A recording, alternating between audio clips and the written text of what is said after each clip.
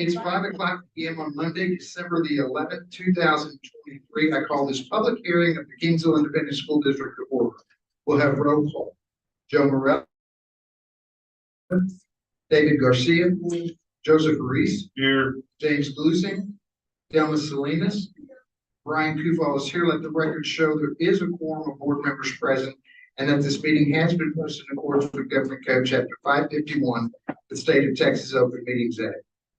Kingsville ISD Board of Trustees will conduct a public hearing to discuss the following: an overview of the school financial integrity rating system of Texas. Dr. Pitts.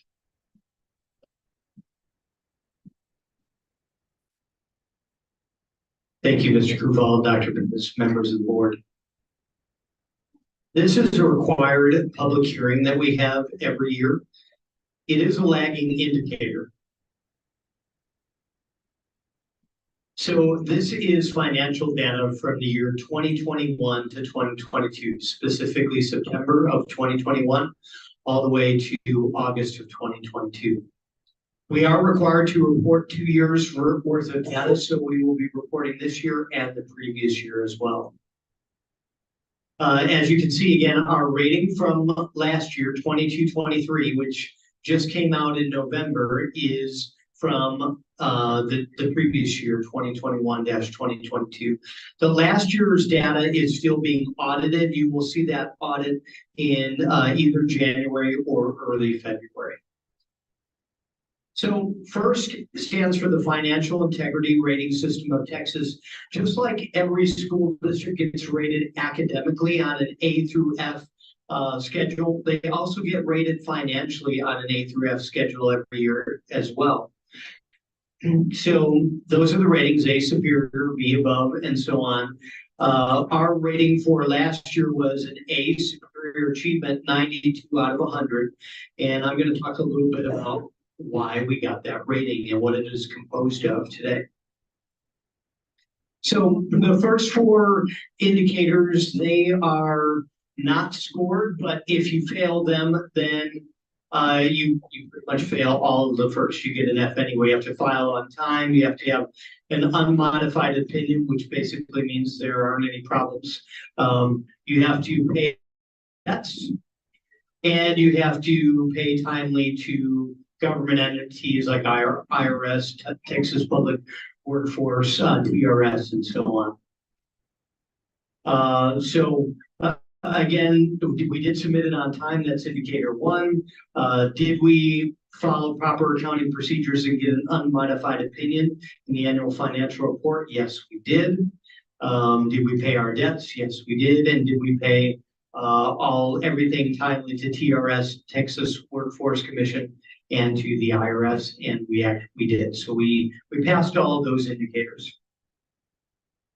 Okay, and there was no indicator number 5. When the pandemic came around, there were some indicators that they believed did not track well, for instance, attendance and things like that. So indicator 5, we did not score that year. Indicator 6, in our fund balance, did we have a decrease in fund balance of less than 25%? And actually, we had an increase in fund balance. We were able to do this through ESSER.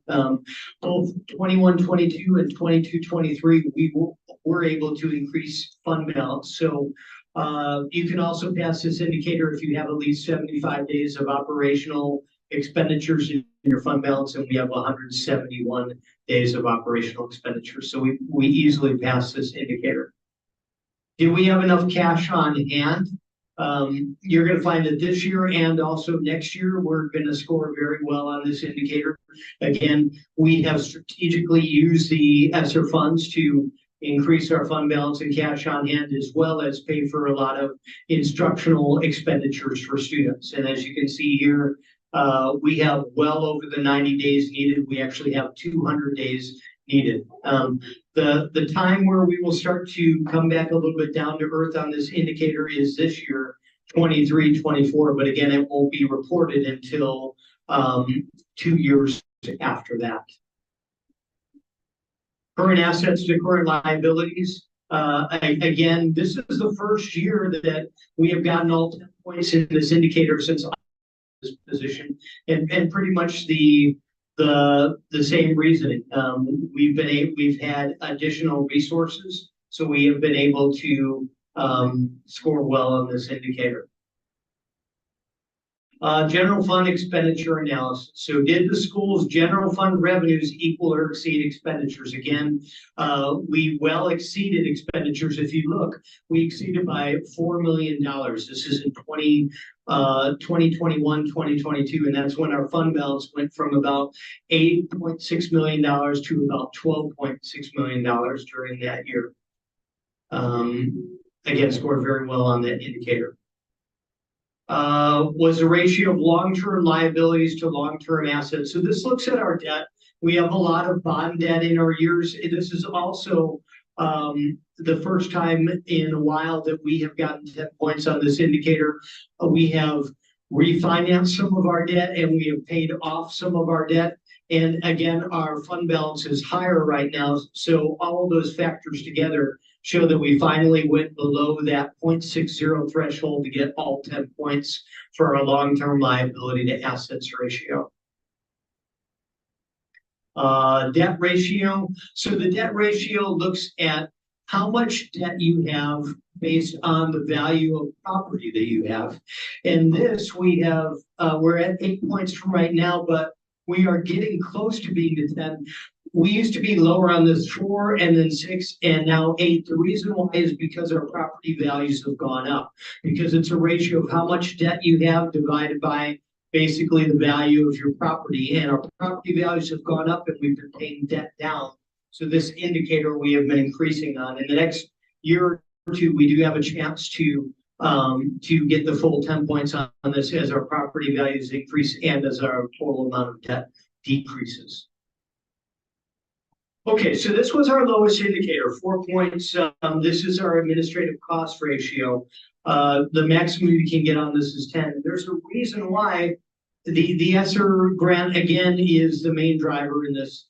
The reason why is there's a requirement in ESSER that 20% of that grant needs to go toward learning loss.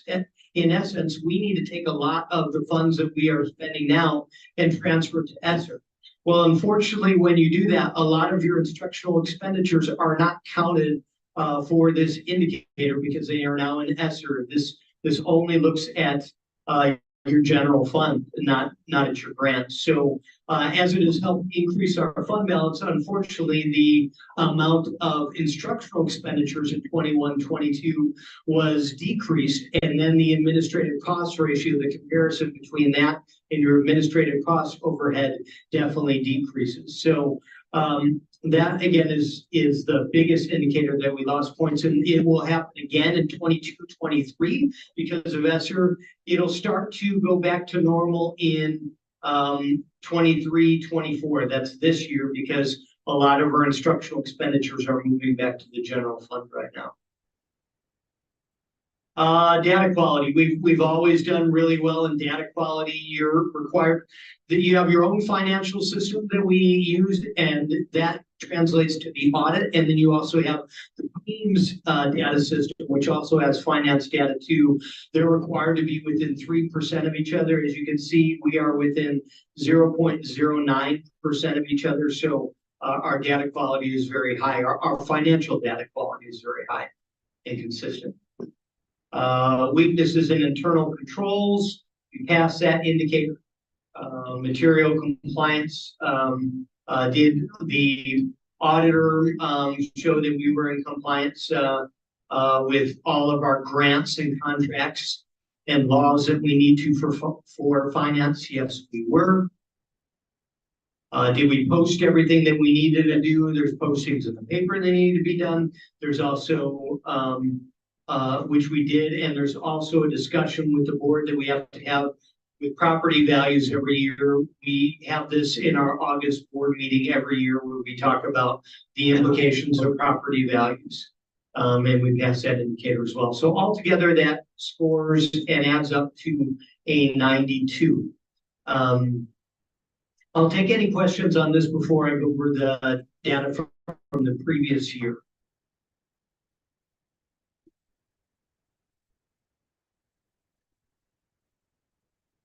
So I will go through this one a little bit quicker because it's the same indicators, but it is the 21-22 rating from the 2020-2021 financial data. We had a P that year, and the biggest one, we lost 10 points in one indicator that year, and I'll take a look at that. We'll take a look at that in just a minute.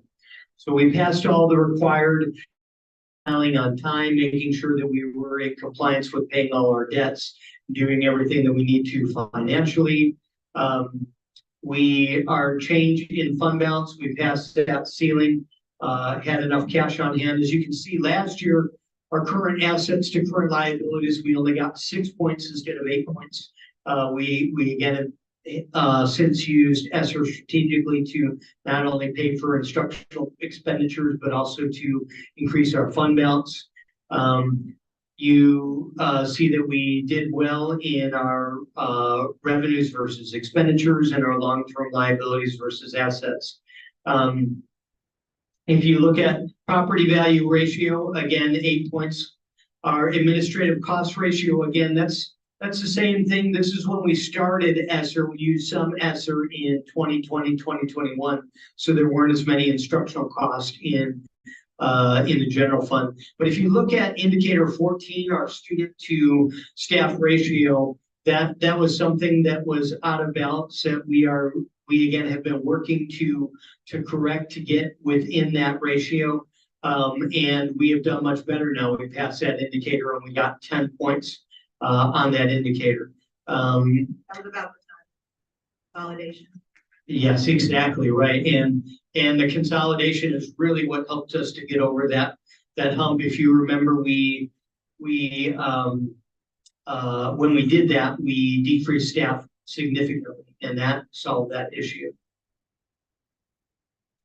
As you can see, there's other indicators like ADA projections. Once COVID came along, they took out a lot of the indicators that had to do with attendance because really it was so hard to compare to previous years.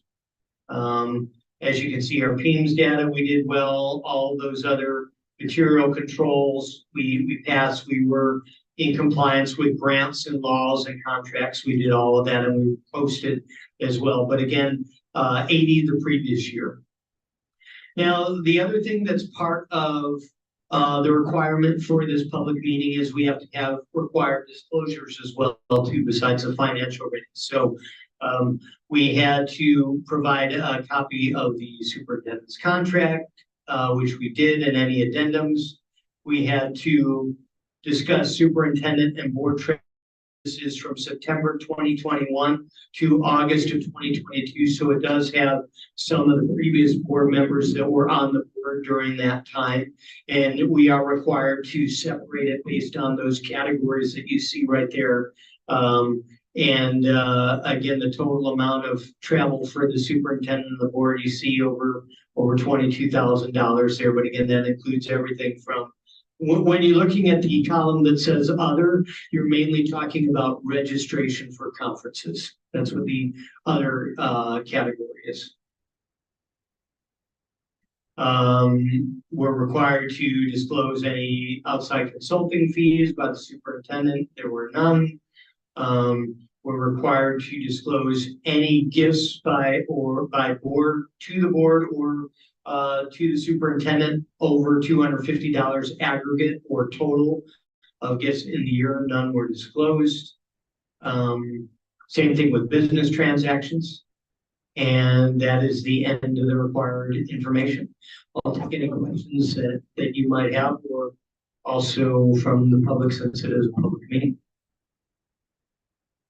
I have one very technical question. You may not know the answer to that tonight.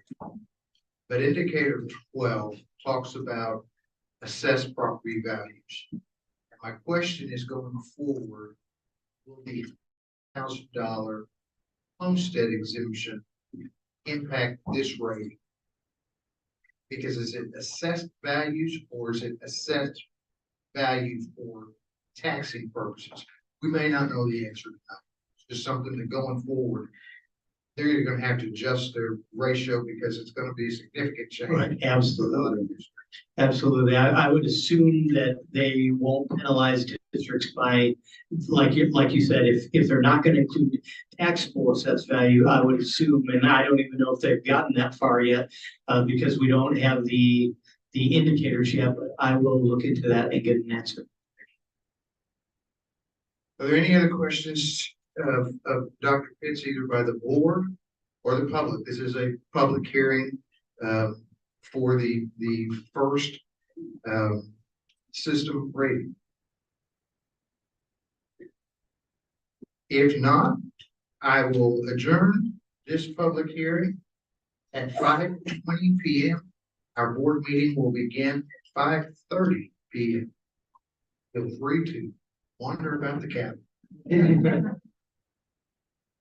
And enjoy the beautiful artwork.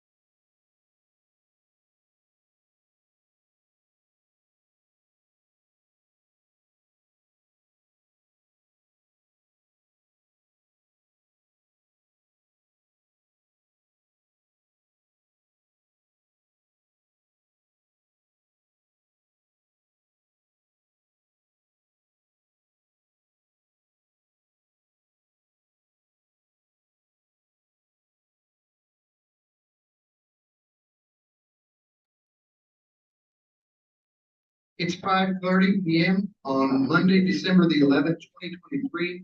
I call this regular meeting of the Kingsville Independent School District to order. We'll have a roll call. Joe Morales here. Martin Chapa. Martin Chapa. David Garcia. Here. Joseph Reese. Here. James Glusing. James Glusing. Delma Salinas.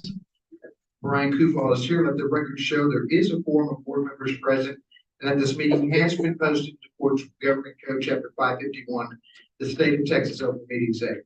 We move now to the moment of silence, which will be followed by the Pledge of Allegiance to the Texas flag.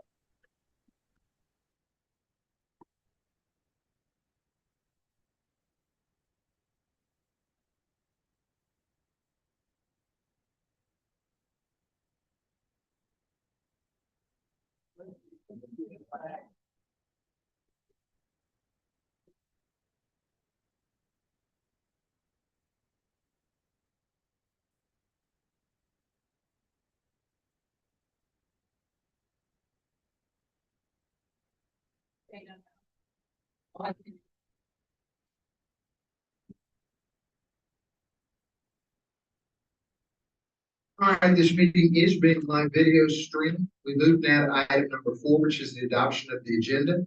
Do I have a motion to adopt the agenda? So moved. Motion made by Mr. Ruiz, seconded by Ms. Salinas. All those in favor say aye. Aye. Opposition?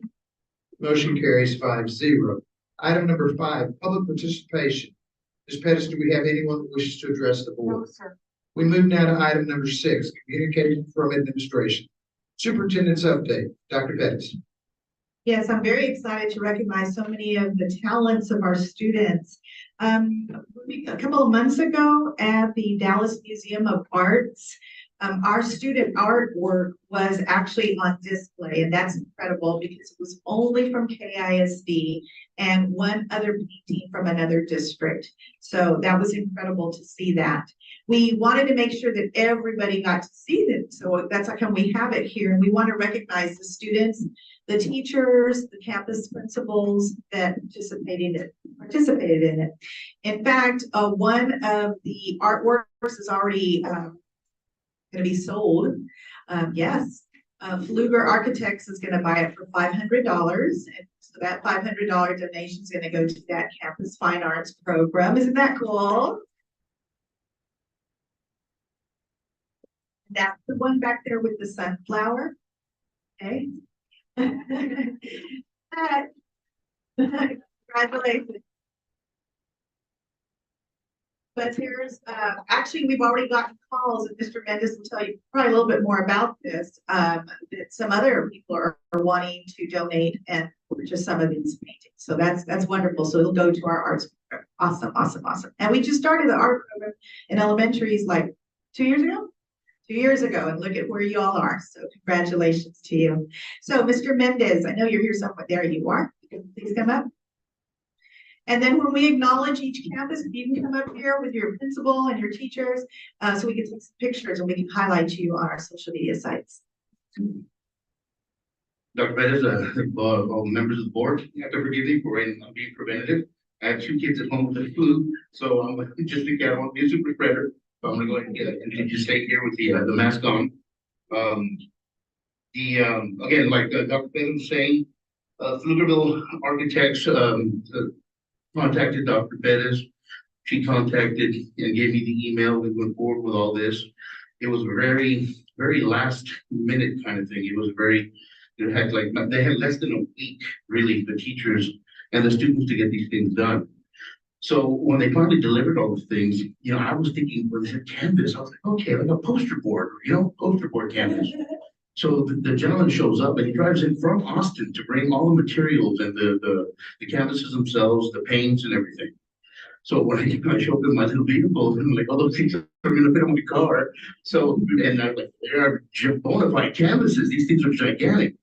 So the teachers and of course the principals were very instrumental in letting them get these things done in such a short manner. They brought us 8 canvases. We were able to push out 7.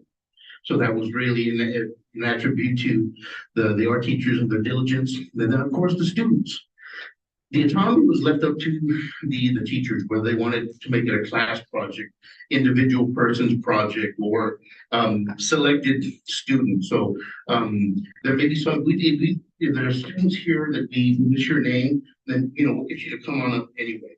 But again, they were displayed at the Dallas Museum of Art. Museum of Art during the TASB convention and the client dinner. So it was a pretty big deal, for us to highlight everything. And again, there was seven of ours and one from one other district. So it was super well represented. So I do want to first of all the teachers. We have from high school Josh Perkins and Jennifer Boyer. Ms. Boyer, unfortunately, is not able to be with us today. We have at Gillette, Mr. Let's call it one campus at a time. Okay, Okay. sure. And Okay, so Mr. Perkins, you want to come on up?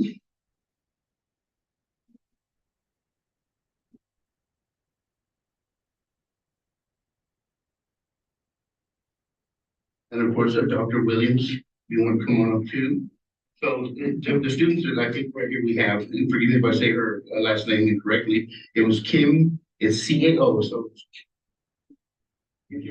Okay, Nathaniel Munoz, Ann Kusek, Adriana Arevalo, and Araceli Abundes were the students that worked on these, the high school campuses.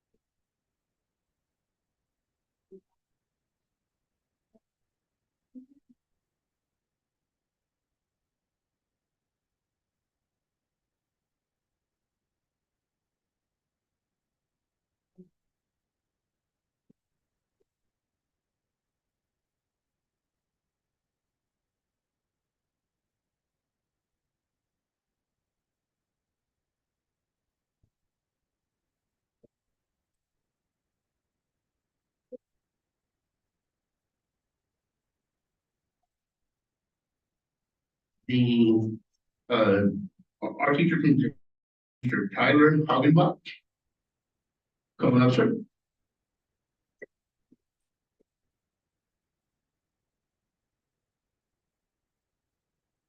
Basically, his seventh and eighth period classes were the ones that did some of the work. Um,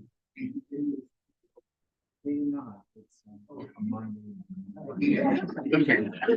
Well, he well represented the Candles with basketball games, all kinds of things going on today. But he had basically his seventh and eighth graders from his art classes work collectively on that canvas. And again, thanks to the principal, Ms.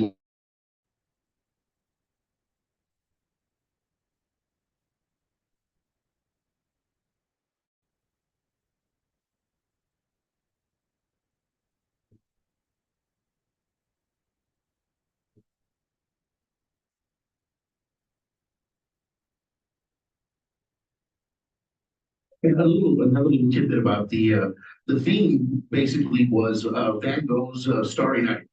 And so they sent them packets with a picture, and then they were to create the derivative of. So you can see some of them put the jets, some of them put the javelina, some put, the old high school. So it was very much their own efforts and creativity based off of that. So from Harold Elementary, our teacher, Ms. Alyssa Rodriguez.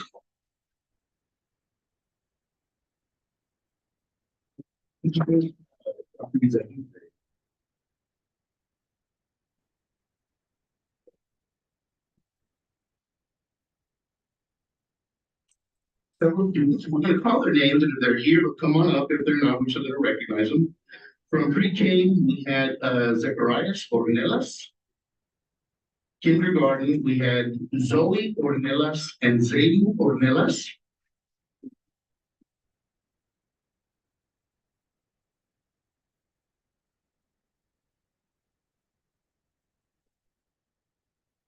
Grade, we had Jalasia Alanis and Abigail Calderon.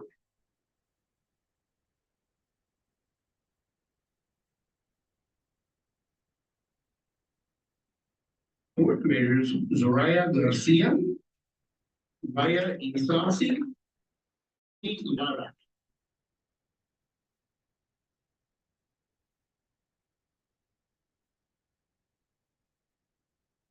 Fifth grade, Diego Calderon, Adia King, and one second grader, Mason Elizondo. So we call your name, please.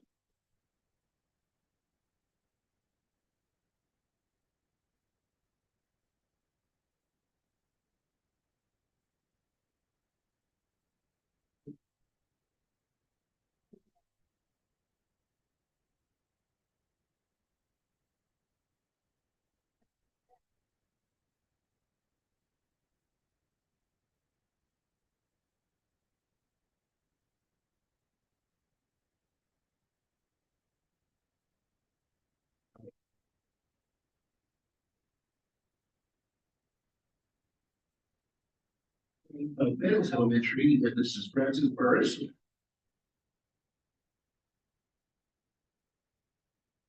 And of course, Principal Dr. De Leon. And Ms. Burris, yeah, she wanted to include Ms. Pat Hayes. She was very instrumental in helping her get the campus done on such a short amount of time. So we want to recognize Ms. Hayes also.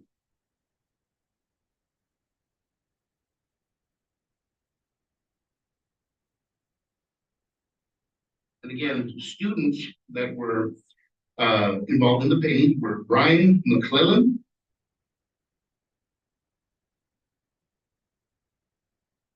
Michelle Martinez, Casey Lovelady, Olive Gonzalez, and my little one would have been here, Alyssa Mendez, but she's one of them with the flu. So,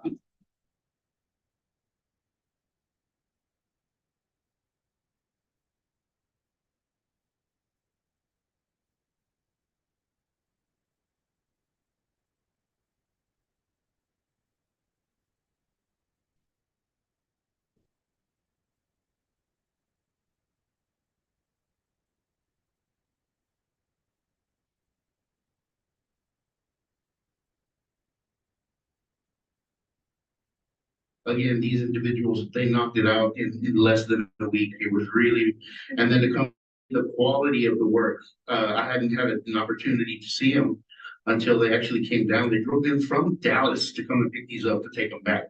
So that's how big of a deal this really was. I mean, we're prepared to do whatever we needed to, but they, Fluger Architects, they took care of everything. So I did speak to one of the constituents here just last week, and they are actually interested in purchasing a few more of these to put up in their offices. So we'll be making some phone calls and see, you know, what who wants to purchase them and what for. But this is really neat. We're going to keep them here in the boardroom, probably for and then respectively we'll take them back. And one of the ideals was that even after they purchased it, they would let us keep them maybe till like the end of the year, so we could show them or showcase them, you know, wherever it may be. So they would, once they purchased them from us, they would loan them to us until such set time. So real good stuff here. There was another competition also that San Antonio, where they have their rodeo fiesta and all these crazy things. They have all kinds of different things. So Dr. Besnice actually was the one that sent this information from one of her constituents. So as soon as we got it, same thing. Hey, let's get on this, and it was for high school students. Okay. So again, we have me and Mr. Perkins and Ms. Boyer, and diligently right away they went and got some students, and they submitted some work. So the individuals that submitted work were Adriana Arevalo,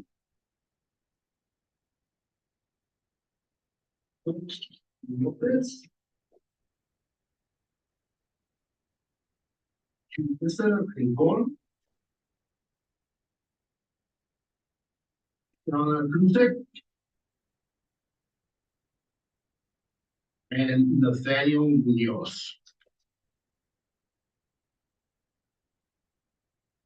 So their paintings are also for perusal over there.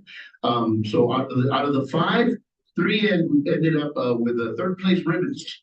So very, very, very, very good things. And that's a statewide thing for individuals to go in there. So it was a very well represented for KISD and HMK.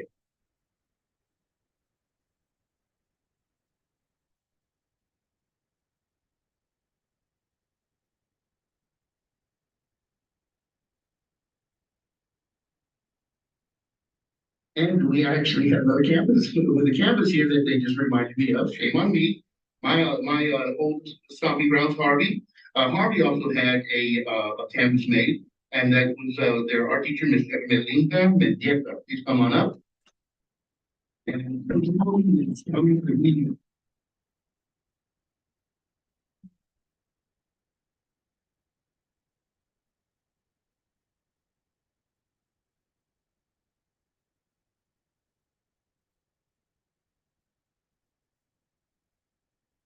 And some students that worked on it were Adriana Treviño,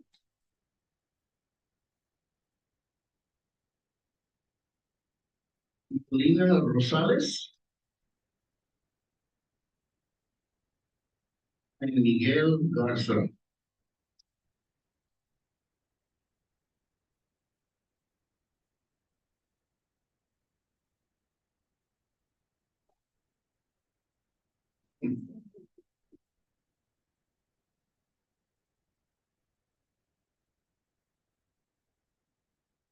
Very good. And principals are being so flexible with their time. Really, at this point, the music is being done the first semester. So they were very quick to go ahead and say, hey, this is a nice opportunity. Absolutely go for it. We'll use a little bit of art, and they did a fantastic job. Fantastic job. Thank you, ladies and gentlemen. Thank you, Mr. Bennett. Real quick, we had the opportunity to be there, and the way they had this showcase was something that was top of the line. Those kids would have been proud. You all's paintings was a suit and tie type event. Okay, so you need to know is that there was a certain amount of number of people that were invited. We happened to have the opportunity to be invited to Yes, that. sir. But the setup was tremendous. Very fancy. And very fancy, yeah. So these were very, very displayed in a nice museum and nothing but positive. Yes, absolutely. Yeah, it's a big deal. So they can claim now that they had their art showcased at the Dallas Museum of Art. That's right. And when Dr. Bettis sent me a couple of snapshots from here and there, Yeah. I was like, whoa, that is big time right there. But it's very, very I think one of them told us, hey, you step back from there because it's really yes. good Well, job. kudos to them as a teacher. They did a Yeah, good phenomenal job.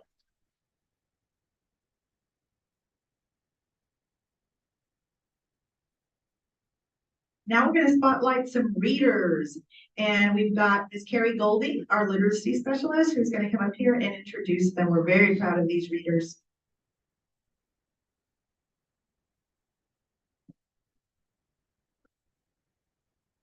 Good evening, Dr. Bettis, Board President, Kupal, and board members. We have been striving in the CNI department to implement small groups and guided reading instruction, especially in our K-2 classrooms, to ensure we have strong readers. And we have two great teachers tonight here to spotlight along with a few of their students.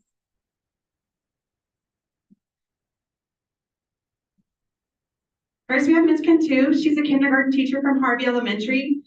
She's been working hard in small groups to create a strong foundation in our classroom. She selected two students to spotlight tonight.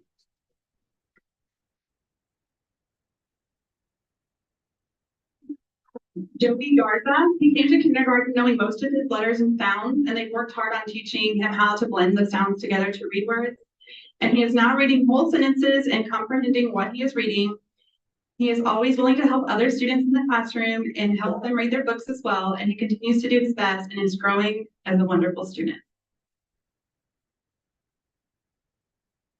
She also has Dana Arthur. She came to kindergarten not knowing her letters and sounds, but very eager to learn.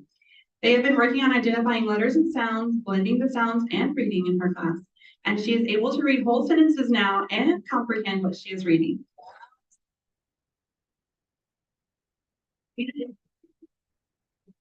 and wants to continue to grow in her knowledge.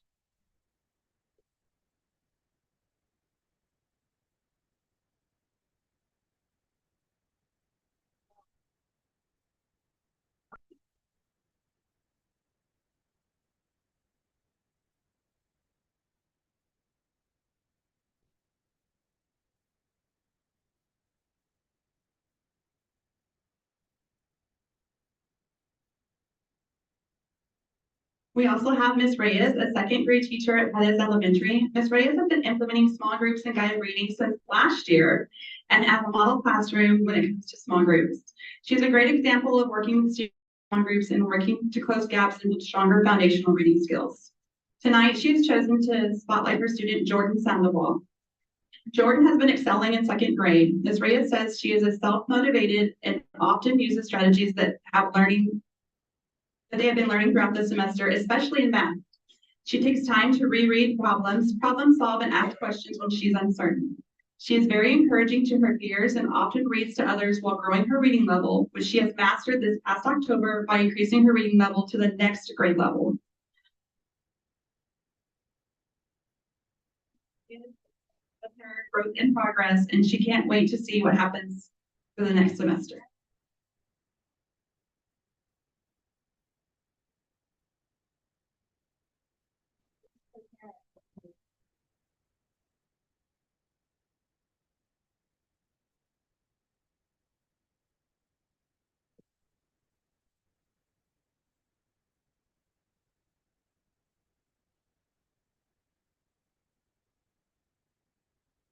Now we're going to have our attendance update by our truant officer, Mr. Eric Gonzalez. Thank you to all the parents and the students that came out tonight.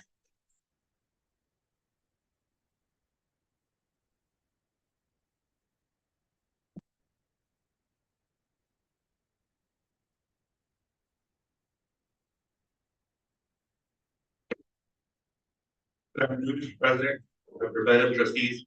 Hope everybody's well. It's been 11 school days since we last reported. There hasn't been a lot of changes, which is great. It means that we're steady, we're stable. We at this moment, we are at 2,601 enrollment. HMK has 929, Gillette has 461, Harvey has 522. Harold is at 306 and Bettis is at 385. And again, there wasn't very many changes. We've only been in school for 11 days. We did have that Thanksgiving vacation. So, but that's a good thing where we can remain steady for a couple of days and weeks. As you can see, our attendance up until last week, we remained steady on the principals. Everybody's doing their best, using incentives, making calls. One of this love lady from Bettis mentioned that the kids love the toys we're giving away. It's helping a lot. And like I said, we're in a real good place right now. HMK is steady at 90. Gillette is at 93%. Harold at 93. Harvey at 94. And Bettis at 93 for an average of 92. One of the things that we do have an attendance meeting tomorrow. And it's going to be here at Central. There's going to be we're going to come up with strategies to how to improve going to the next year. One of the things I like to use is first part of the season's over. The non-district part of the season's over. Now we're going to district. And so we're going to try and come across to the attendance clerks, to the principals, to the students that this is a new part of the year and we need to try to knock it out of the park when we come back in the spring. And if we can, stay up in the 94, 96 range, that is our goal. And hopefully it'll average out to 94, 95 for the year. But we are going to be pushing for that for the second part of the year to be spectacular. Okay. As you can see on the next slide, our ADA comparison from last year, we're 3 percentage points up. And, so we're hanging in there. Everybody's doing everything they can. Incentives are working. Again, we have an attendance meeting tomorrow, and hopefully we can come up with some good strategies to help improve overall where we're at. The next slide is our truancy court filings. We do have 9 more cases than last time. Again, there's a lot pending. Uh, we do have a hearing on Thursday, on the December 14th, that we have 5 kids that are going to be going for review hearings. And I think that'll have a really good impact because they're going to have to respond to the judge. Why did they continue skipping, or why did they continue not going to school? Why did they disregard the orders? And I think that's going to really have an impact. And that's on Thursday. And again, those are review hearings. And again, what we do is go through up with all the attendance, any kind of behavior issues, and the attendance clerks from the high school, have sent me summaries of behaviors and stuff that the kids are exhibiting after they've been for one time.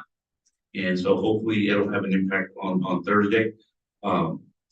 We do have a court on January 3rd, and that's going to be an all-day thing with Judge Lee. So I've spoken to Dr. Thurvino about that. I will be attending that on January 3rd with Judge Lee. And January 10th, we are scheduled with Judge Gutierrez for the junior. As like I said, as right now, it's been a short couple. We've had 11 days of school. It didn't change very much, which is great. And again, we're looking forward to the spring. And again, my mentality is that if we can push them and start a new season, given the mentality that it's a new season, and start off at 100 and try and stay in the high 90s as much as possible, I think it'll add up and it'll average out to being 93, 94, 95. Our goal, of course, you got to have pretty good goals going into the year. Our goal was to be at 93, 94, which it would have been up, which is up from last year. But right now, we have a chance to be at 94, 95. We just got to be able to push and work together, and I think things will look good for the spring.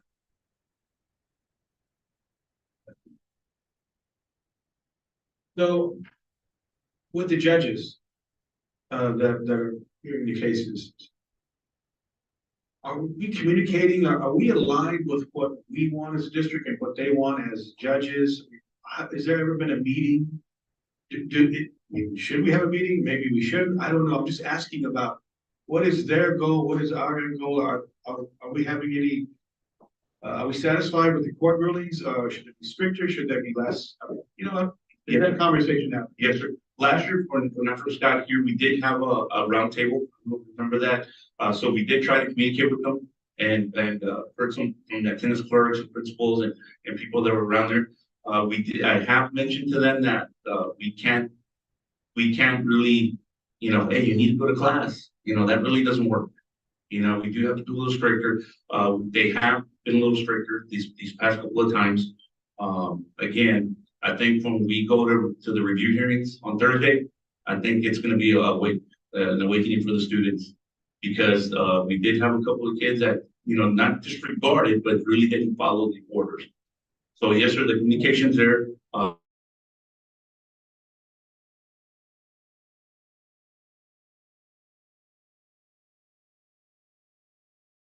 not an experienced judge, but they are new.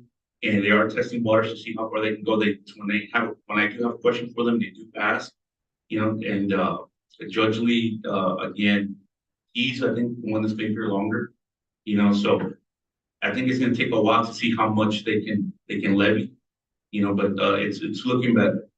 It's looking better. And again, I mean, my experience is you can't say too much to a child, hey, go to class, you can't do that too many times. It's got to be like, you go to class, either this is going to happen or this is going to happen. And they're getting there. They're getting there because I think even they notice that sometimes a kid will test them. So yes, sir, the communication's there. But again, if you guys, of course, them, you're welcome to talk to them. And if you guys have, a lot of authority with them. What are the first names of Gonzalez and Lee and Gutierrez? I think it's Brandon Barrera. And Sonny Ventura Gonzalez. Sonny Gonzalez. Chris Lee and Ophie Gutierrez. And they're all willing to help. Like I said, last year, Judge Gutierrez literally was picking up 2 sisters. They take them the last month of school to school. She would pick them up in the morning. So they're all willing to help. Sometimes they are a little taken back when it's like, man, I was taking her to school. Why didn't she do this? So they're learning, no, not that they're learning, they're finding out that they have to be a little rigid. And that's what we're hoping for. You know, but again, we do have a certain amount of people in court already that have gone to court. And I'm hoping that those kids, at least, you know, 50 kids or the kids that we have there do have, make a little turnaround. You know, especially with the review hearings coming up, and that hopefully that spreads. All right. Question number one, Yes, sir. when they go to court, do the parents go to court with them? Yes, I think we've only had one or two kids go on their own, but it's usually their parents are there. What's an example of, you said that following the judge's order, what would the order be? Go to class? Go to class, don't miss any periods. Don't, you know, don't miss any periods, don't skip. You need to go to tutoring, and you need to go to community service, which they're in charge of that. All right. Okay. Mr. Pettis started to interrupt Judge Brandon, but it did levy fines. And those were pretty good fines. The review hearings for those 5, Yes, sir. is that because they haven't followed the order, or do they all have review hearings? Not all of them have review hearings. I think they scheduled, I spoke to them, I spoke to the high school staff, and they wanted certain kids reviewed a little faster. And I spoke to them and we got them reviewed. Yes, sir. And one of the things I think when Mr. Chapa, Trustee Chapa mentioned, we are getting little summaries from the staff, from the principal, letting us know, you know, this child's been doing this, she's been walking the hall, she's been confrontational. We're looking for this. So you're taking more notes and documentation to help. your Yes, kids. yes. All right, and so out of these 64 cases, with the exception of the ones going on the 10th and the ones going on 11th, all the rest of them have already been, I mean, you've already had been in court. No, sir, not all of them. I've shown them. They do have, you know, I don't want to say too many things, but some of them do have warrants, apparently the parents get warrants. You know, we're gonna try and get them in there. I think this round, I think they realize that they might have to go pick up some kids with the constable. And that's been the conversation. So that's our next step in getting them in the court. And this may be a question more for the principal or principals is it making a difference? Yes, sir. There was a couple of kids that made a difference. They made a difference on some of the kids. Again, some of the kids are just, they need to be. Yeah. It's a bad habit. It's a culture, and they think that that's gonna happen in the past. We just need to keep going with it. And like I said, our attendances have gotten better, and we're fighting it, we're fighting. So I'm thinking that once we start having more review hearings and the fines are a little stiffer, I think parents are gonna be a little bit more rigid with their sons and daughters and get them into school. I will find that out. That was only Brandon, but it doesn't levy fines. Like I said, I will find out and when I meet with him again. We know, I mean, it's hard to put a fine on a family there's already hardship. You gotta wait out on that, but that's why the judges are there, you know, to decide that. But what are some of the reasons for the truancy? Have you heard anything? What are we seeing? What's causing, have we asked the kids, why is it that you're not in class? What is causing you, you know, not to get, is it clothing? Is it? I'd like Dr. Williams to talk to that. Okay. She's the first line of defense.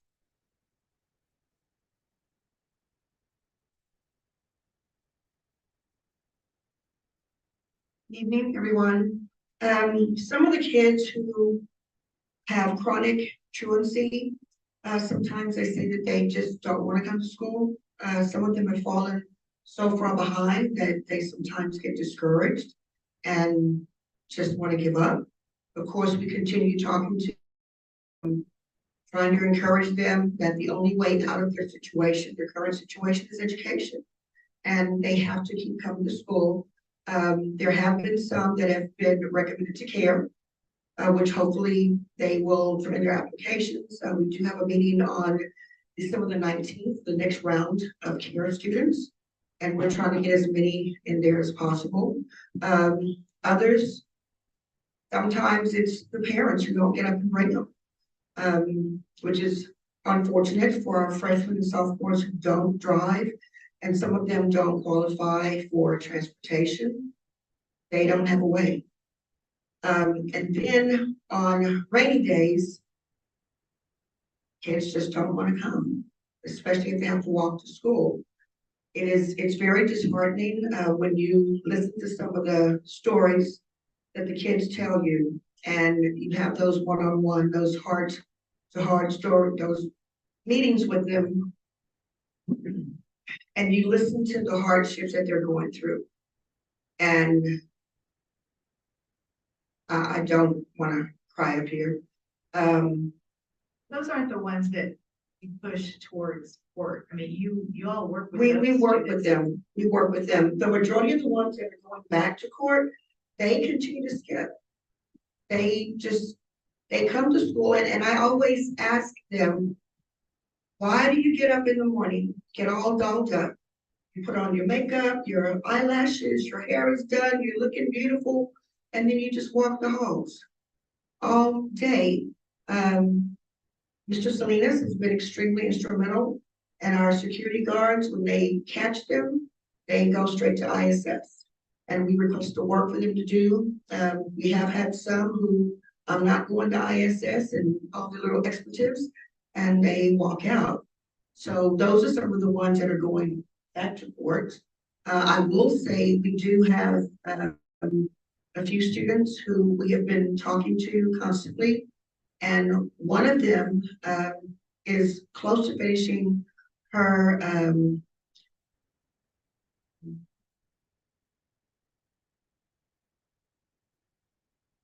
I just went blank. When they give them no, well, she's finishing her credit recovery community service. Thank you. She's going to the Boys and Girls Club. And she actually said she would like to get a job at the Boys and Girls Club because she realized she really liked working with kids. So hopefully that will encourage her to keep coming to school, because she was one that was a chronic absentee student. You could be a future teacher. We need to get her at the future teacher. Yes, we do. But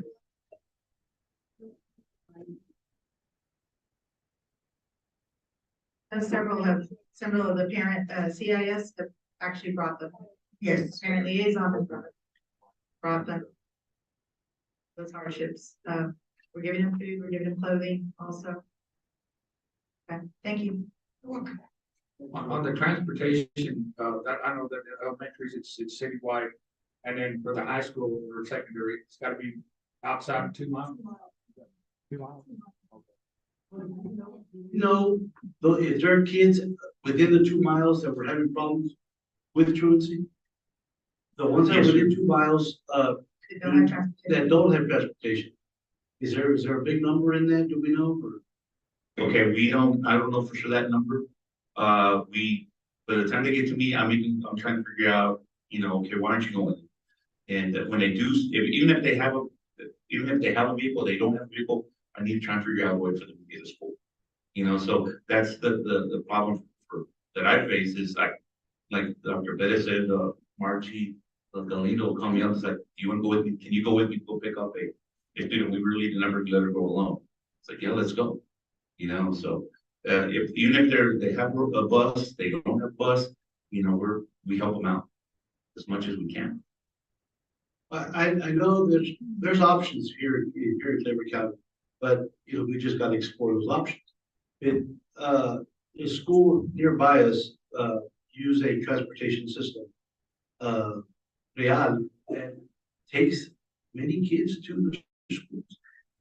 I don't want to get I wouldn't want to get into a service to where, oh, well, come pick us up at the house or whatever. We don't want to do that. They've got to, get the bus wherever it picks up. But if we're having struggling, Mr. Segoya calls me many times, hey, can we help out with this? Can we help out with that? Yeah, let's do that. We got to reach out to those resources that are within Cleveland County. I mean, Yes, sir. We'll look at those. Look at some of those. Okay. Any other questions for Mr. Gonzalez? No, thank you. Thank you. All right, we're moving now to item 6B, which is property and casual insurance update. This can be found on page 13 to 21 of our packet. Dr. Pitts.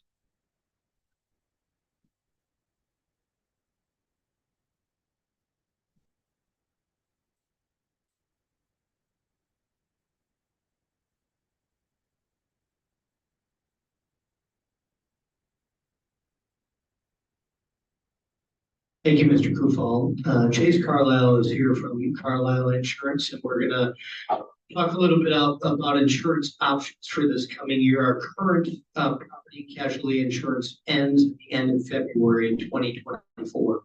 So starting March 1, we need to have either self-insure or have property insurance to cover our properties. And last year, we spent about $1.4 million in property and casualty insurance. The year before, $1 million. And then the year before that, it's been steadily increasing. It used to be in the $600,000 to $800,000 range for a while, but again, now it was $1.4 million last year.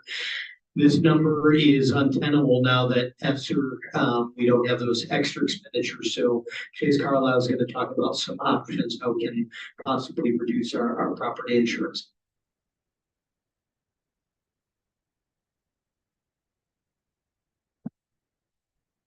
Good evening. Can't believe we're already back here talking about property and casualty insurance, but time flies when you're having fun, I guess. Like Dr. Pitts said, I'm here just to give an update on the market, what we're seeing in the market this year versus what we saw last year, and then discuss some renewal strategies and options. We understand there's not additional funds, there's less funds than there were last year, so what are the options that we can look at, and we'll discuss those in a bit. Y'all are probably familiar with this. I showed this to you last year, but this is a timeline of historical weather events and the effects that it's had on the property insurance market. So just if we rewind back to this is 2005 up until 2017, we really didn't have a whole lot of activity in the global catastrophic market. 2017, again, we know what happened with Harvey here locally or just a little bit north of us. And that set off what we refer to as this hard property market that we've experienced the last few years. Soft market, meaning rates are going down. There's availability of capacity. There's a lot of supply of insurance in the market. Anytime we have a high supply and lower demand, then the cost is cheaper. That's the complete opposite of what we've seen the last few years. We're in this hard market where carriers are continuously pulling out. Just, on the personal line side of things, we're getting emails about once a month with carriers. All states pulling out. They're not writing more homeowners policies. I heard today Farmers is no longer writing any homeowners policies in Texas either. So it's not just the commercial side of things, but those are the bigger dollars. We talk about premiums. The last few years have been a little bit slower as far as I would say in the hurricane aspect of things.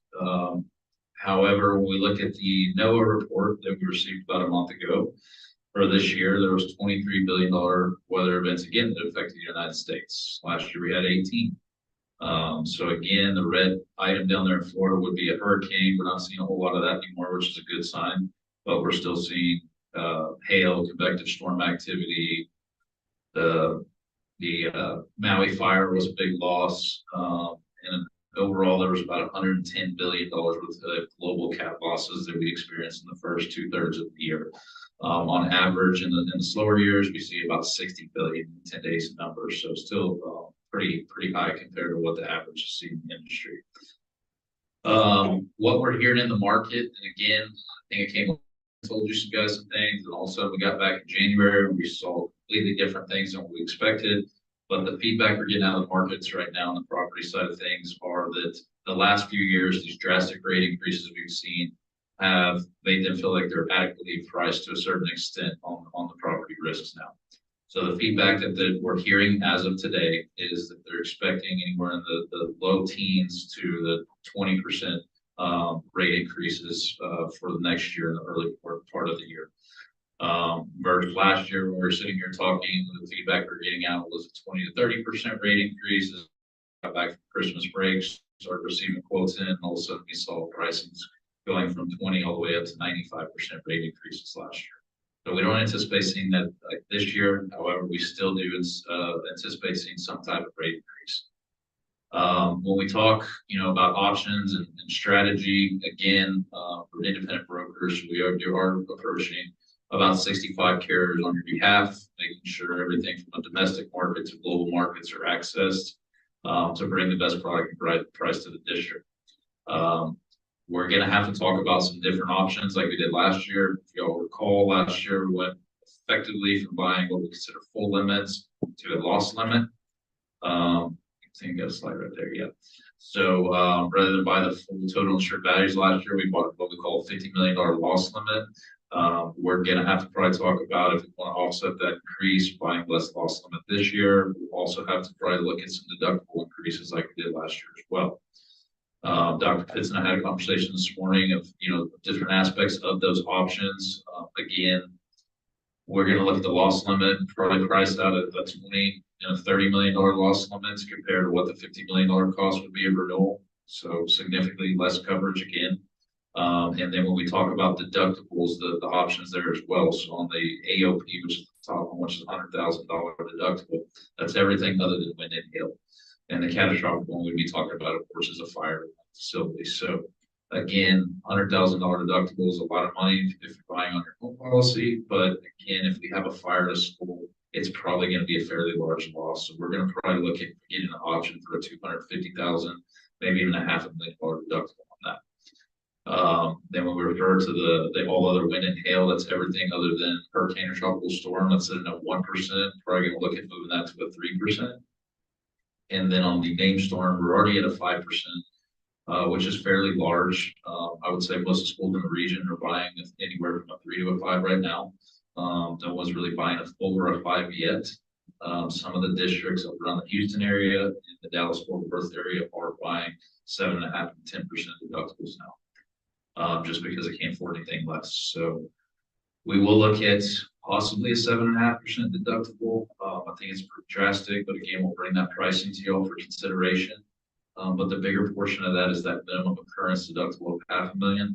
We'll probably look at, just depending on what he and I discussed from a fund benefit standpoint, what we would recommend, but maybe moving that up to $1 million or a $2 million minimum. And that will move the needle probably the most out of everything we do other than buying the lower loss limits from 50 to 25. Just knowing that it's a substantial investment should we have a loss, hurricane or tropical storm, the district's going to be on the hook for the first $1 million or $2 million or whatever we decide to purchase at that time. From a timeline standpoint, pretty similar to last year. Here trying to give you guys an update of somewhat to expect. We're going to get all the rest of the information we need from the administration hopefully by the end of the week. We'll have that out to market so everybody goes on Christmas break with the intentions of having some indications or pricing when everybody gets back break that we can sit down with the administration, discuss it, and prepare a recommendation for y'all's consideration. Are there any questions? I had a quick question. Yes, sir. I read an article where there were some rural school districts who are kind of in the same situation we are, and they're not, they're choosing not to cover, for example, I think the ag farm or certain buildings. Would you suggest we start doing that? Or? Yeah, I'm sorry, I forgot to bring that up. That's another option that we discussed this morning. So, and I think we kind of talked about it last year, is at the end of the day, we're in a catastrophic property insurance market, right? Primary objective here is to educate children. So we know we want to protect our educational facilities, probably our cafeteria food, that kind of stuff, food service. But the rest of the items on the schedule, generally the problem with that is those smaller bagged items. But the rest of the items, such as the fencing, the light poles, stadium lights, scoreboards, dugout, all that kind of stuff, may be an option to look at possibly self-insuring on that stuff to bring the cost down as well. At the end of the day, like I said, y'all's objective is to educate the children here in Kingsville. All the other stuff is just benefits of being a student here at KISD. If we lost that stuff, yes, it would be unfortunate, but at the end of the day, we can still educate children. Hopefully, we can spend the next 2 or 3 years collecting that funds back from FEMA and get back to where we need to be. We just might have to play football at night or for an afternoon and stuff, Friday nights or something of that nature, but definitely something to consider. The other big one we talked about. Is the Gomez Sports Complex, which is 2 FEMA dubs. We kind of talked about that last year. That's significant values when we look at the other items that are on the schedule. Again, is that something that we could continue with educating children without? Should we sustain a loss to it? The other question is, what type of loss would we even sustain to that building, knowing that they were built for these types of events. So that's another thing that we consider maybe pulling off the schedule as well to bring down the value increase, which ultimately is a function of what you pay at the end of the day.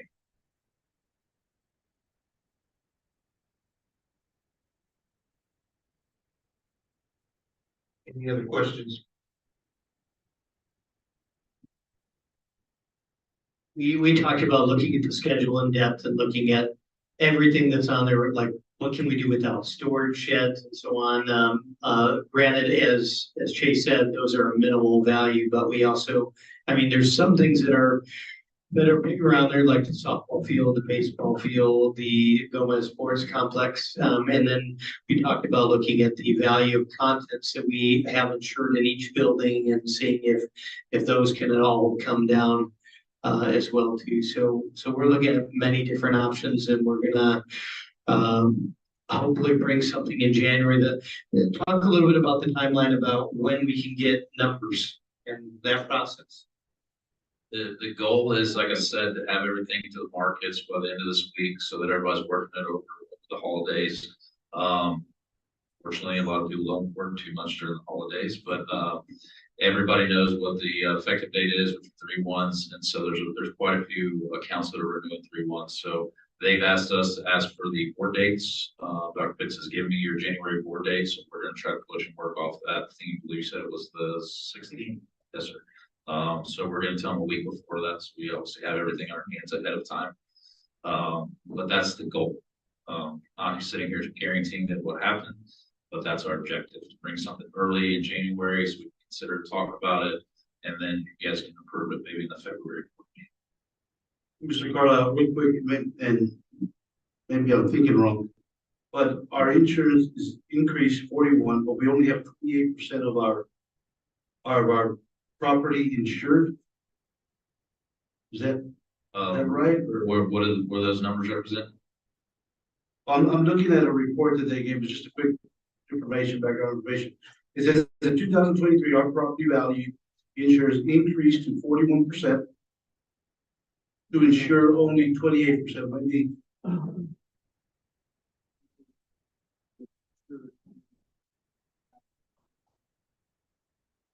Yes, so the Yeah, 28% is that's probably reflective of the 50 million loss limit that we bought on the 180 million of values.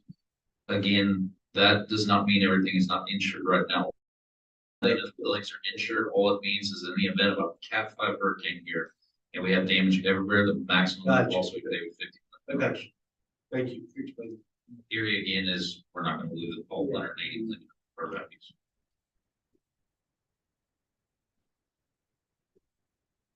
Any further questions? If not, thank you, Mr. Carlisle and Dr. Pitts. Thank y'all. Merry Christmas. Thank you, you too. All right, we move down to item 6C, which is the roofing procurement method. This can be found on page 22 of our packet. Dr. Pitts. Thank you, Mr. Gufall. Whenever we have a purchase that is going to be over 50,000, there are several procurement requirements that we must meet.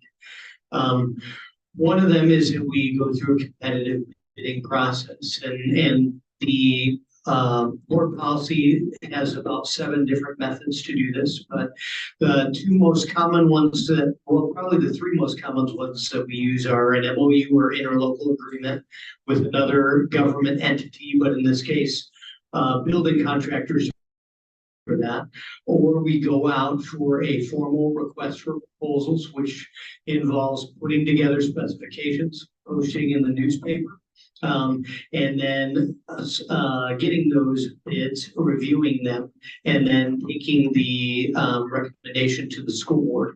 Or another one that we use a lot of times is we use purchasing cooperatives. And let me talk a little bit about purchasing cooperatives.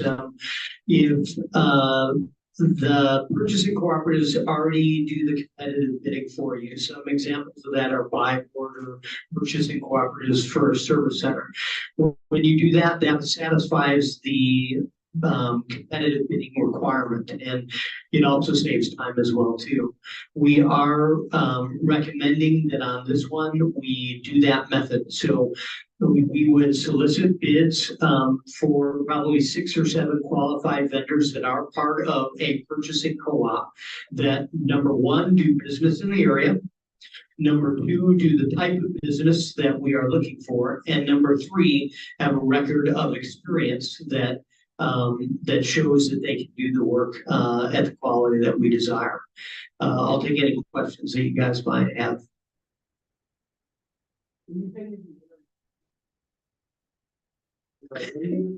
No, vendors that do business in the area. So if they're out of the area and they're still doing business in the area, we are happy to get a bid if they do work in South Texas. Okay. We have some kind of roofing consultant, We do. correct? Yes, it is Garland. Are they the ones who kind of oversee this, or is it? Yeah, We are the ones that evaluate the bids. They serve only as a consultant. They are not allowed to bid on the project. They, the only requirement, and really, I guess the way that they get compensated for this is in the specifications, it has to use Garland materials. Most of our roofs are Garland anyway, so it's really not much of a change for any of our roofs than what they currently are. And as a result of that, we get an extended guarantee. We get a warranty, right? Well, what happens is, so after we receive the bids, the bid is brought to the board. The board approves the bid. Then after the board approves the bid, the construction begins, and Garland serves as I guess, a safeguard along the way. They check to make sure everything is followed according to specifications, and before the project is completed, an inspection is done. What is your response to someone who comes to see you from a company that is not part of one of these purchasing co-ops? We have a couple of options. Number one, we could, if we decide that we want to open it up for pretty much everyone, we can go out for official bids.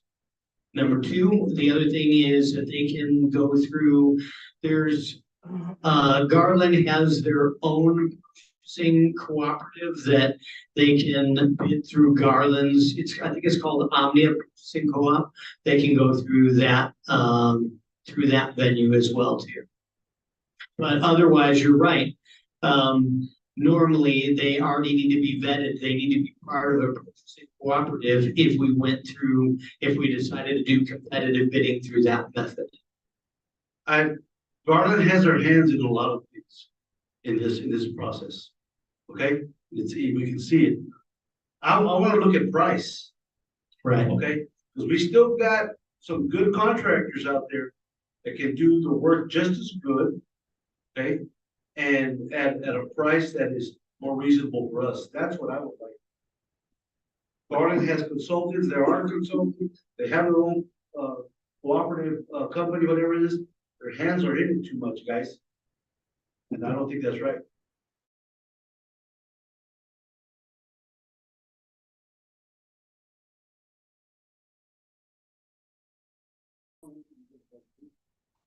If we went out for full bids, Yes. it does not prevent anyone from one of the purchasing co-ops to bid. Absolutely. The only, I guess, downfall would be time. That would be the only downfall.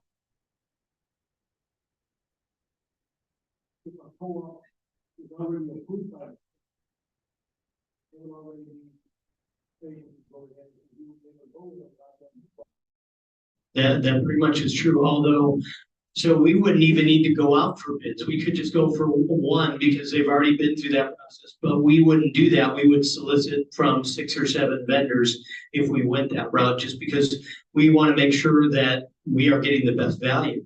for the district.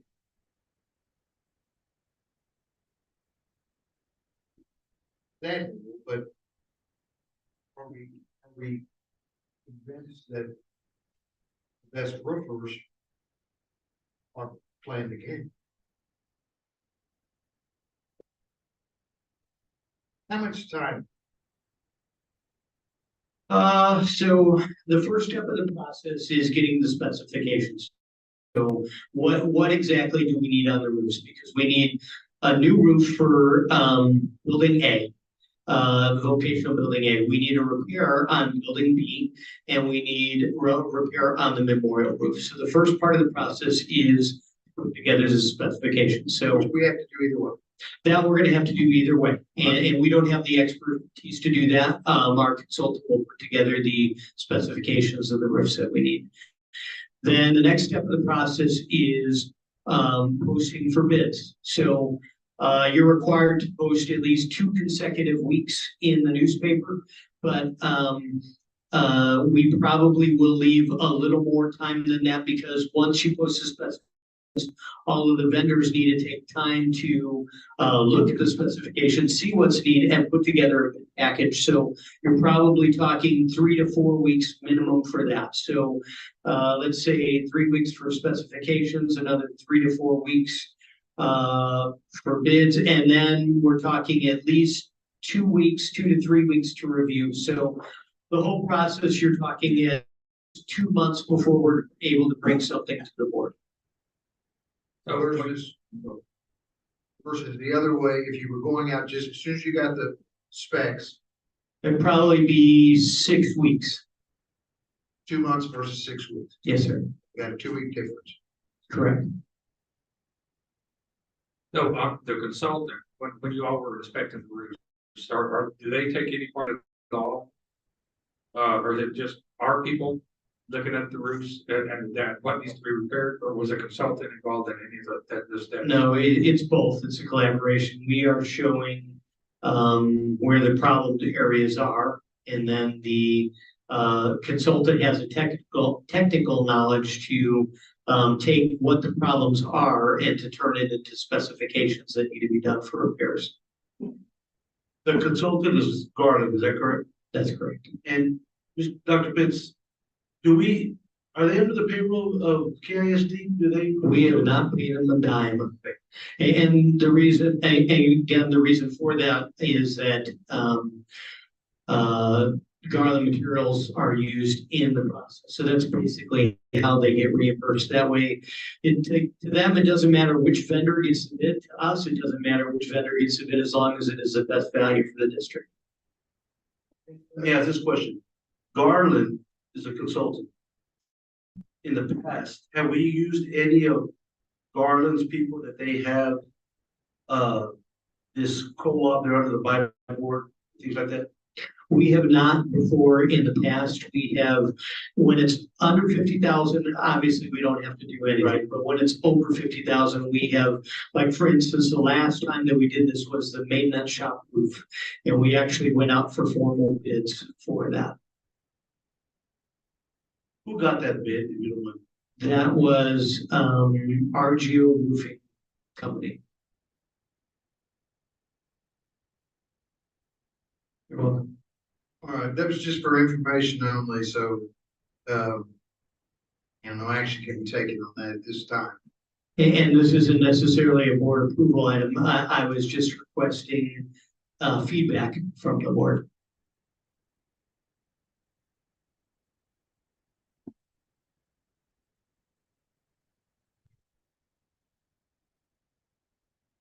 All right, did you get the feedback that you were requesting? I mean, it's tough without this being an action item. Right, Okay. exactly. I guess our choices that we're looking at right now are, number one, going out for formal bids with the process being 2 months, or number two, going through people that already are on a purchasing co-op.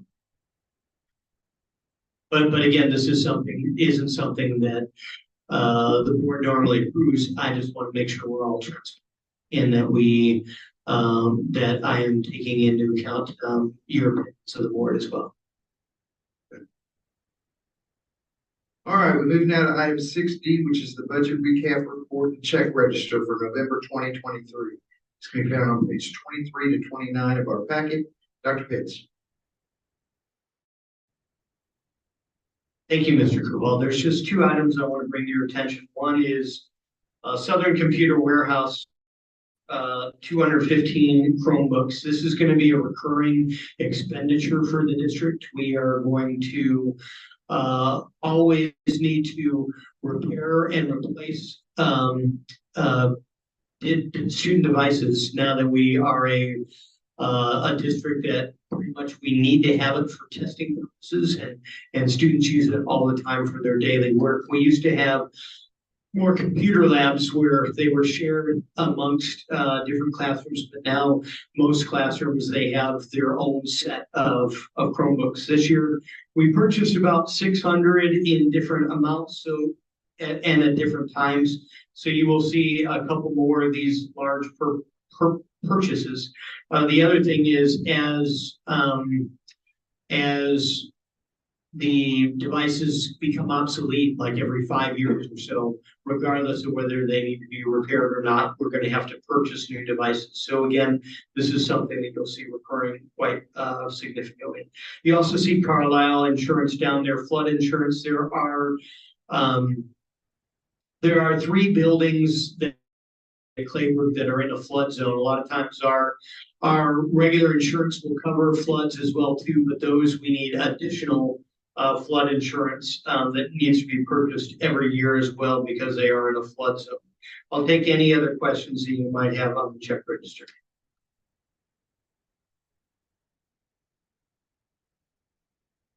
All right, if there are no other questions, we'll move on into item number 7, new business.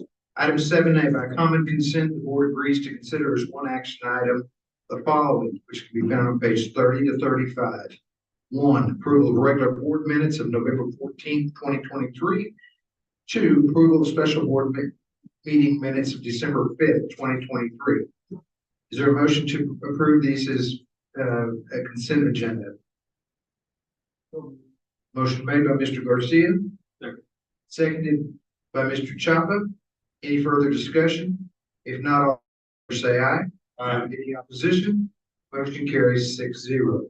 Item 7B, discussion and possible action regarding the partnership with Educational Research Institute for the 21st Century Grant. This can be found on page 36 of our packet. Dr. Boots.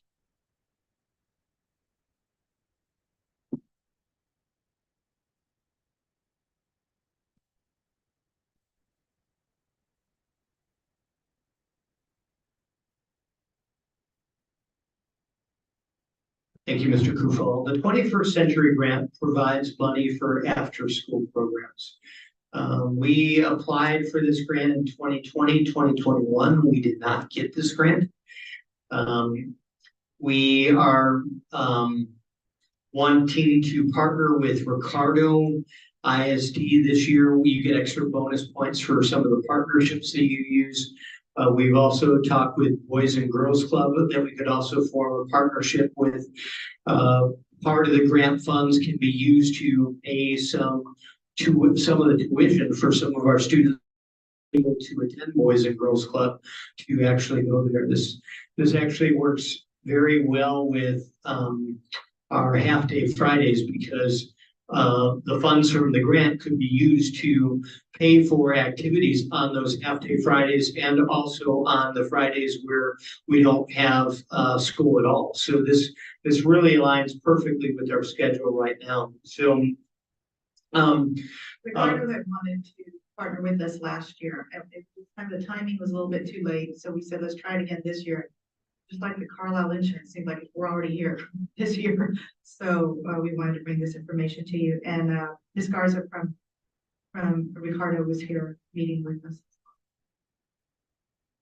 It has worked really well for them, and basically it can also provide more instructional time for students. So not only do they have time for tutoring, but they also have time for enrichment programs as well. Again, it works very well with our Bright Rama Fridays.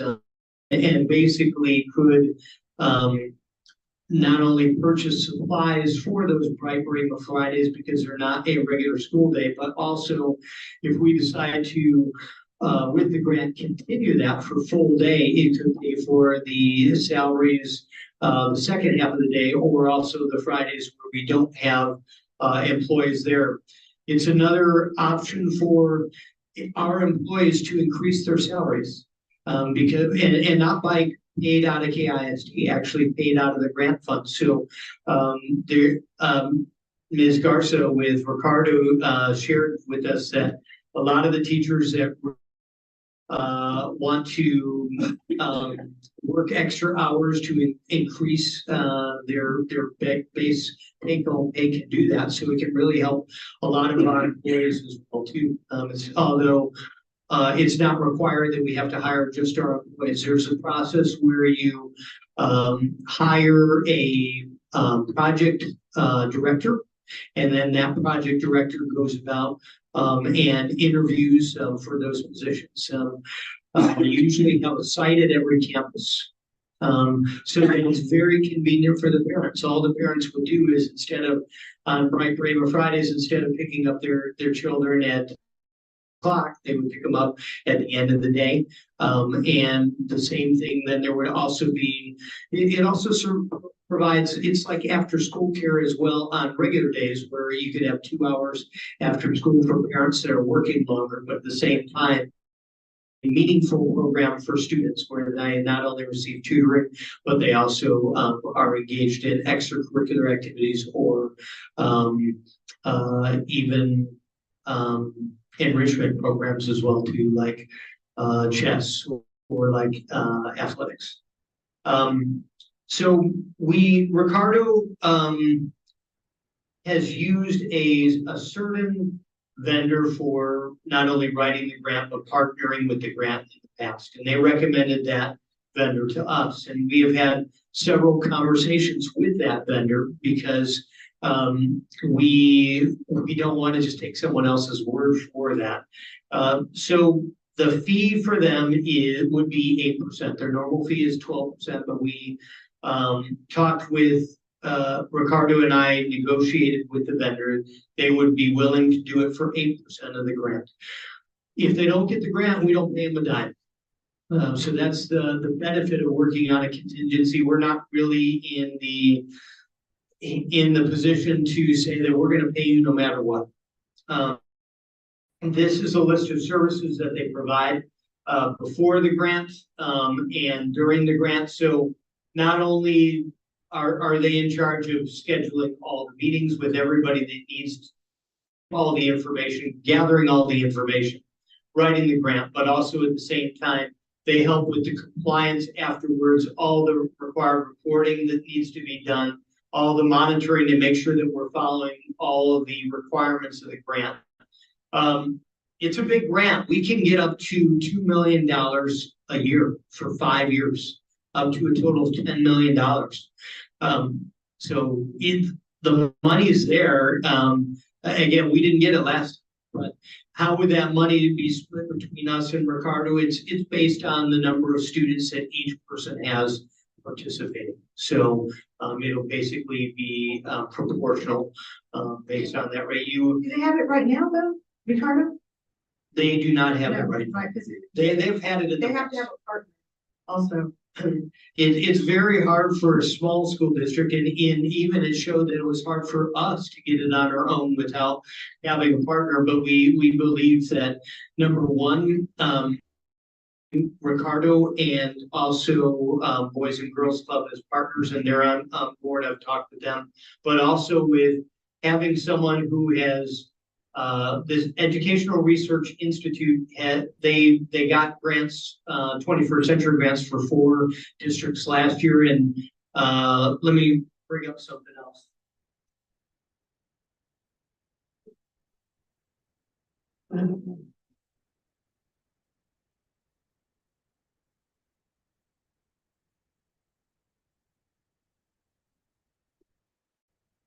So Educational Research Institute, they have another name. It's Cooperative Training Center. It's doing business as where they have both those things, but since 1991, they gave us a list of the grants that they have received from the districts they have worked with, and I've called several of them, and they had glowing reviews. As you can, let's stop right there. So this is an A to Z list. It's 110 pages of all the grants that they've gotten from these districts, and the year and the amount, and then keep scrolling down. I would just go on the side and pull down all the way to the bottom because there's 110 pages. Keep going all the way to the bottom. There's, again, all the districts, all the grants that they've gotten, keep going all the way to the bottom because it has a total amount, page 110 of. So the total amount is 572 million that they've had. And you see the number of grants that they've gotten, 1,232 over 1,578. They're very transparent because a lot of these grants are very competitive that they go through. Nobody's ever going to get you 100%, but their success rate of getting 1,232 out of 1,578 is impressive. And again, I called several of the people that they've worked with, the districts that they have worked with, for reviews where basically they couldn't say enough about this organization, that not only do they take care and hold your hand through the whole writing the grant process, not only do they know what the people writing the grant, reading the grants and evaluating the grants are looking for, but also they help you once you receive the grant. They don't just leave you there. They help you all the way through with the compliance portion. And the good thing is that we don't pay them a dime if we don't get the grant. So there's a lot of advantages to doing that.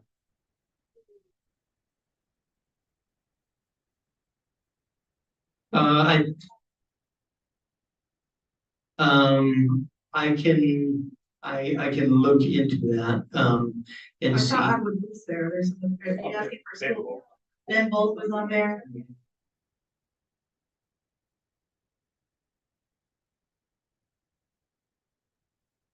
They got 4 last year, but I don't know which 4 they were and if they were in here.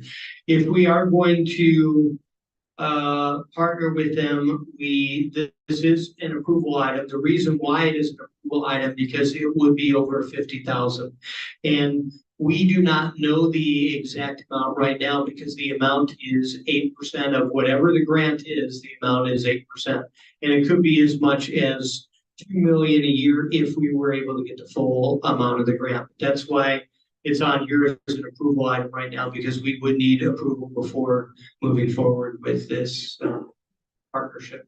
So if they were to get the maximum amount of $10 million, it would be 8% of that. It would be 8% of that, and it would be over 5 years.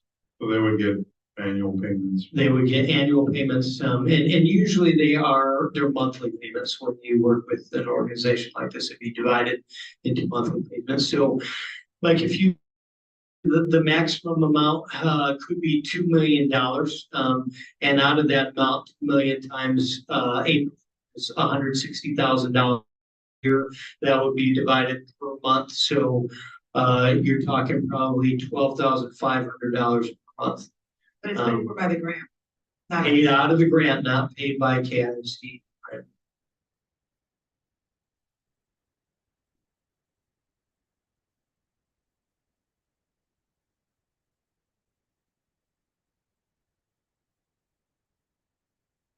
Keep us out of trouble. Yes, yes. Yeah, we've had this in the past, and it works really well. We have school activities, all kinds of nice things with you. And it just, depends on the age level, too, how they're gonna service each. And it brings a lot of parents in too. We don't have anything to lose out of it. Long standby. All right, any questions?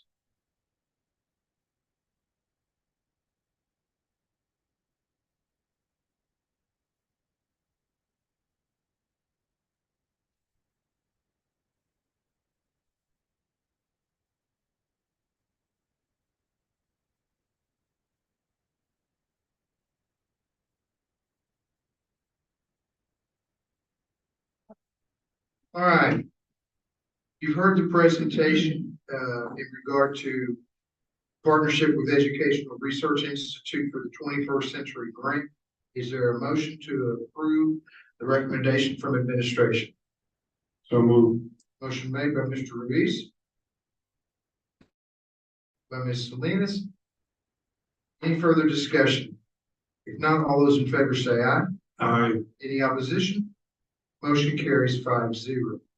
Item 7C, discussion and possible action regarding appointment of an acting secretary to the Board of Trustees for election purposes for the May 2024 election. Thank you, Mr. Kufal. We talked about this last week, but it wasn't a voting item. I am planning to move forward with posting the notice of deadline that is due by December the 18th. That basically will be posted on our website and also on the front door, saying that this is a timeline from January the 17th, 2024 to February 16th, 2024. This is a timeline that you have to turn in an application. Not posted it yet because it needs a signature, which is usually done by the acting secretary to the board, which has not been appointed yet. So if the board chooses to appoint me, I will post that tomorrow with my signature, which basically gets the process rolling. I've already met with the county, and we will be meeting with the city and the county on Wednesday, where we talk about the dates for the early voting, and we also talk about the locations for the early voting. Those need to be set in stone before I can bring the election order to the board in January. So that'll be brought January the 16th, the election order. Those are the next two steps in the process, but again, before we can even start the ball rolling, the board does need to appoint somebody to be in charge of the elections for the district, and I have done it the last 2 years, so if the board chooses, I am happy to serve in that capacity. All right, you've heard the administration's recommendation that we appoint Dr. Peter Pitts as the acting secretary to the Board of Trustees for election purposes for the May 4th, 2024 election. Is there any discussion? Mr. President, when I first picked up my packet, when I ran 3.5 years ago, 3 years ago, Dr. Pitts was the one that was my contact. He did a tremendous job for us, and you know, any questions I had, thank you so much for helping me with that. So I'd like to make a motion that we go ahead and appoint him as the acting secretary to the Board of Trustees for election purposes for the May 4, 2004 election. All right, we've got a motion made by Mr. Garcia. Is there a second? Second. Seconded by Mr. Morales. Any further discussion?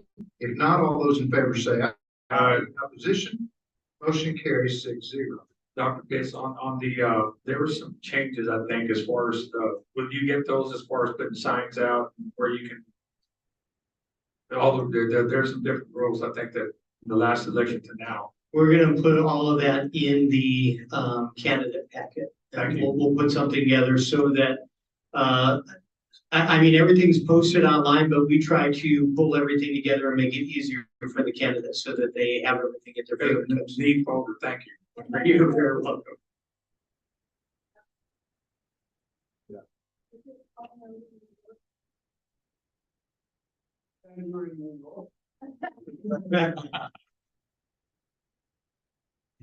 All right, we move now to item 7D, discussion of possible action regarding purchases over $50,000. This can be found on page 39 and 40 of our packet. Dr. Pitts. Thank you, Mr. Kufal. We have one curriculum associates that is for reading and math accelerated instruction. I'll take any questions that you might have. All right, in lieu of any questions, is there a motion to approve the purchase over $50,000? Made by Ms. Salinas. Seconded by Mr. Ruiz. There's no further discussion. All those in favor say aye. Aye. Any opposed? Motion carries 6-0. Board will enter now into item number 8. The board will now enter into closed sessions in accordance with the Texas Open Meetings Act, the Texas Government Code 551.071 and 551.074 for deliberation and consideration of the following. 8A. Consider and deliberate with legal counsel regarding legal and personnel matters. No action will be taken until we return to open session. We are entering closed session at 6:56 PM.